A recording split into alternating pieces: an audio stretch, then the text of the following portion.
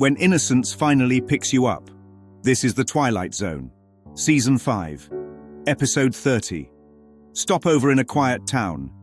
A story that looks like a hangover mystery, but is actually a metaphysical autopsy of the ego. It begins the morning after a wild party, when Bob and Millie Fraser open their eyes expecting the comfort of home, and instead wake inside a strange little house that feels familiar only in its shape, never in its substance. This episode is not about drinking. It's about what happens when the mind loses its center and the world it built can no longer hold itself together.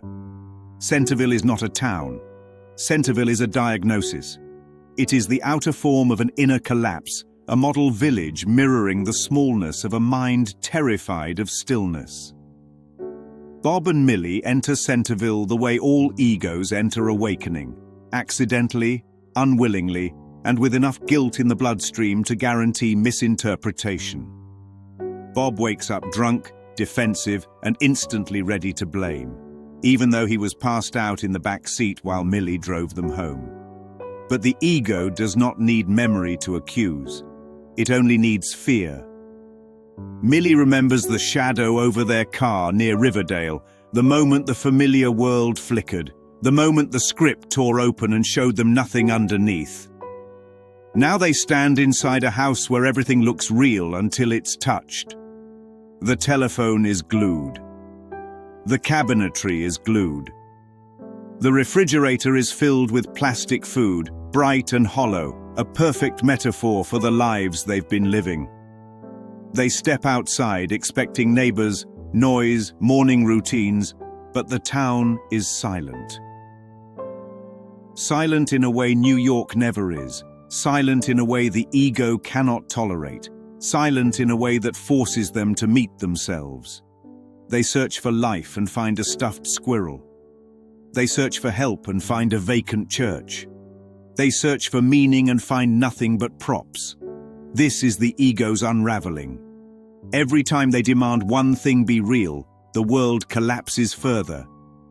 Millie finally begs the universe for a single anchor. Show me one thing that's real. Bob points to a tree as if pointing to God, pointing to salvation, pointing to one last hope that the world of form still holds authority. She embraces the tree with relief, clinging to it like truth. But the tree falls over. Papier-mâché. Hollow. Another prop in a universe made of props. This breaks her. This is the ego's panic attack, the moment illusion fails and the mind believes it is dying. Without one real object to hold on to, Millie's mind leaps to the ego's only explanation: punishment. She decides they must be dead. She decides they must be in hell.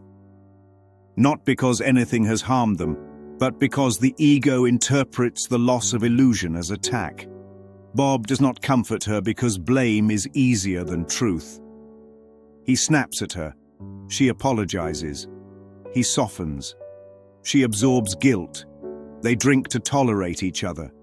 This is not marriage.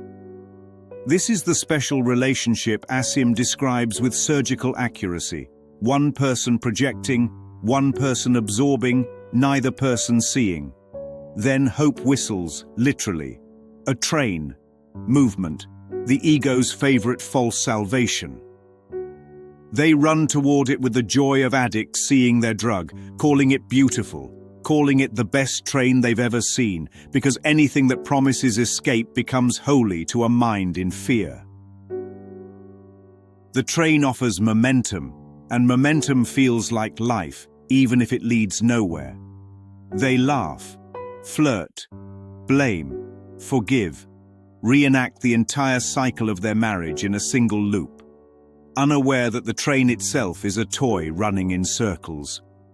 When it returns them to Centerville, they confront the unbearable truth. You cannot leave a world that exists only in your mind. So they walk. They walk out of the town the same way people walk out of their thoughts, confident at first, terrified once the shadow arrives. A giant shadow falls over them. The mind screams doom. But the shadow belongs to a child who lifts them gently, the way innocence lifts illusions once the mind stops fighting. Their entire world, every fear, every argument, every drink, every blame, every moment of panic, fits in her hand like a toy. And then comes the line that reveals the entire metaphysics of the episode. Be careful with your pets, dear. Daddy brought them all the way from Earth. This is the mother of innocence speaking to innocence, explaining gently that the world Bob and Millie called life and death is nothing more than a dollhouse. The houses were toys. The train was a toy. Their problems were toys. Their marriage was a toy. Their guilt was a toy. Their entire reality was a toy in a cosmic playroom. What terrified them was harmless. What overwhelmed them was pretend. What they called hell was simply a sandbox seen from the wrong scale. In this single moment, the episode flips the entire egoic hierarchy of importance and reveals what A Course in Miracles calls trinkets, worthless objects mistaken for salvation.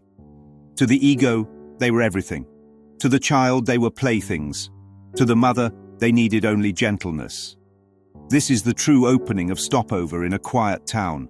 Not a mystery, not a punishment, but a demonstration of the mind's smallness when it believes it is separate, and the mind's vastness when innocence finally picks it up.